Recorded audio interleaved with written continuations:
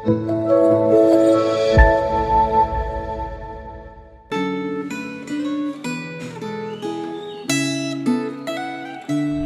Bapak Ibu Saudara, hari ini tanggal 17 Oktober 2023, kembali bersama dengan saya kita akan mendengarkan firman Tuhan. Tapi sebelum itu mari kita berdoa terlebih dahulu, memohon pertolongan Tuhan.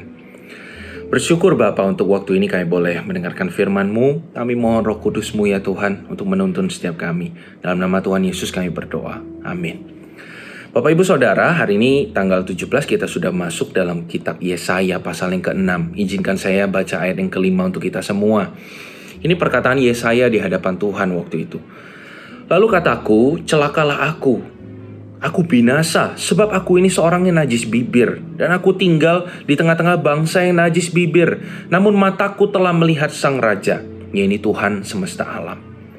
Sedemikian jauh bacaan firman Tuhan. Bapak Ibu Saudara, dari zaman dulu sampai zaman sekarang, kalau kita pikir-pikir, anak kecil selalu kalau ditanya cita-citanya mau jadi apa. Di sekolah ditanya sama gurunya, di rumah ditanya orang tuanya, kamu besar mau jadi apa? Selalu jawabannya nggak jauh dari dokter, polisi, pemadam kebakaran, tentara, ya, pendeta mungkin. Di antara banyak profesi yang ada, 5 ini selalu disebut. Kenapa Bapak Ibu? Karena kita mau tidak mau di tengah masyarakat, 5 profesi ini dianggap lebih mulia, seringkali dianggap lebih baik di antara profesi lainnya.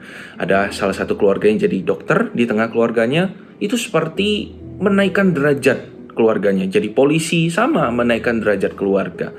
Profesi ini dianggap sebagai profesi yang mulia, yang menyelamatkan banyak orang. Tapi seiring kita bertambah umur, kita semakin dewasa ya, kita semakin mengerti sebenarnya profesi yang mulia tidak hanya 5 profesi tadi.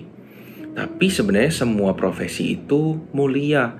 Karena kita semakin dewasa semakin mengerti bahwa pekerjaan atau suatu profesi itu menjadi mulia bukan karena profesinya, bukan karena pekerjaannya, tetapi oleh karena bagaimana orang itu mengerjakan atau menjalankan profesi itu, baru kita bisa nilai itu mulia atau tidak. Tergantung orang yang menjalaninya. Nah sama Bapak Ibu, pengertian seperti ini harus dimengerti juga dengan orang-orang Kristen. Jangan sempitkan pikiran kita hanya berpikir pekerjaan yang mulia di hadapan Allah, pekerjaan yang dipandang mulia oleh Allah dari surga, itu hanyalah pendeta dan penginjil. Tidak. Bukan hanya pendeta dan penginjil, tapi saya katakan setiap pekerjaan, setiap profesi kita, setiap panggilan kita masing-masing, semuanya mulia. Tergantung bagaimana kita menjalankannya.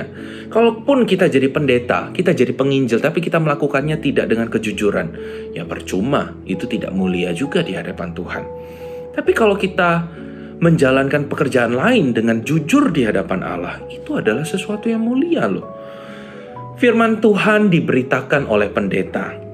Lalu orang berpikir, itu pekerjaan yang mulia. Karena pendeta itu memberitakan firman Tuhan, memberitakan kata-kata atau kalimat Tuhan. Betul, pendeta mulia pekerjaannya oleh karena mereka atau kami semua hamba Tuhan itu memberitakan firman Allah. Tapi yang membuat pendeta atau profesi pendeta penginjil itu jadi mulia bukan karena pendeta dan penginjilnya, tapi karena firman Allah yang diberitakan itu, maka pekerjaan itu jadi mulia.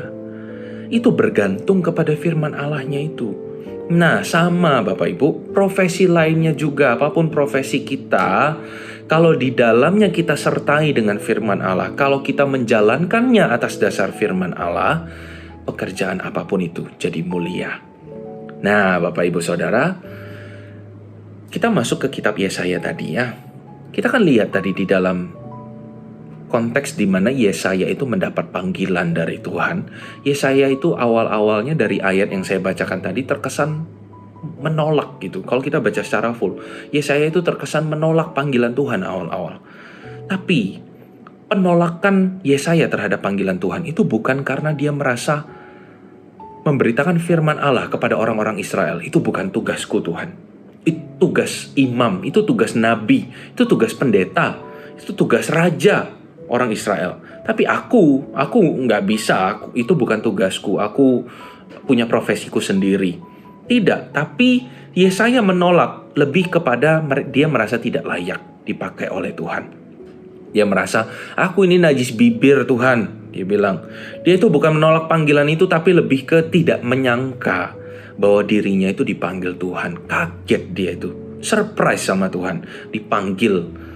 Nah, keadaan seperti ini itu berbeda dengan keadaan hati orang-orang zaman sekarang, saya pikir. Orang-orang percaya zaman sekarang memang ada sih beberapa yang dipanggil oleh Tuhan dan merasa tidak layak, masih bergumul dengan dirinya sendiri, merasa tidak layak untuk melayani Tuhan.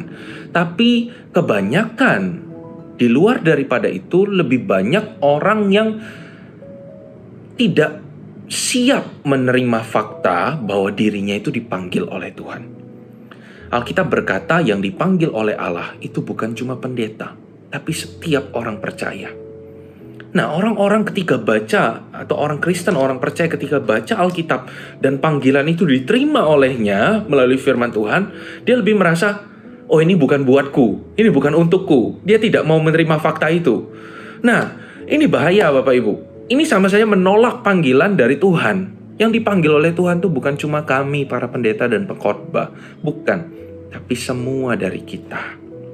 Ya, ketahuilah Bapak Ibu Saudara, dari ayat firman Tuhan yang pernah dituliskan oleh Rasul Paulus, dikatakan bahwa Allah turut bekerja dalam segala sesuatu. Itu artinya Allah turut bekerja dalam segala sesuatu itu, Allah itu turut mengerjakan pekerjaannya itu dengan segala sesuatu, melalui segala sesuatu, melalui segala bidang, melalui segala profesi dan pekerjaan, termasuk melalui segala macam orang.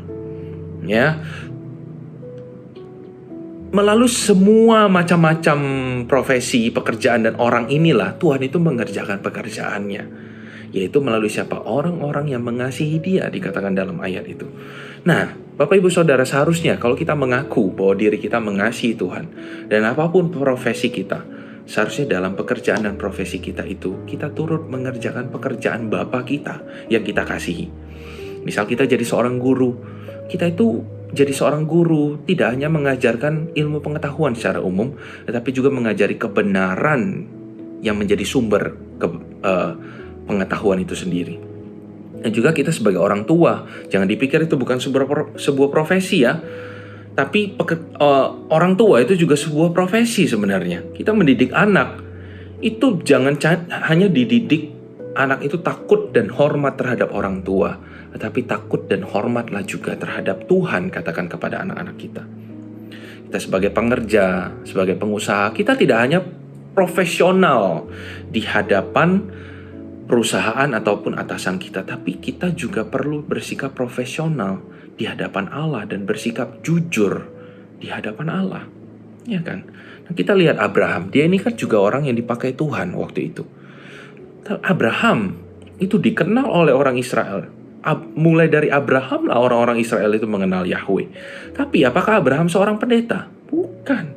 Apakah Abraham seorang penginjil, seorang nabi, seorang imam? Bukan. Abraham itu seorang pedagang. Abraham itu seorang pengembara, seorang pengusaha, seorang laupan dia itu. Bos besar waktu itu.